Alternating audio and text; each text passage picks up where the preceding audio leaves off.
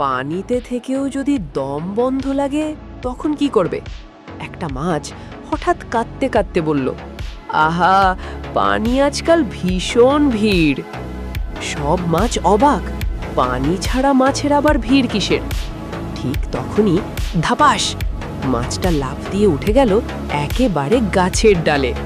পাতার আড়ালে বসে সে গম্ভীর গলায় ঘোষণা করল, আজ থেকে আমি পাতার মাছ।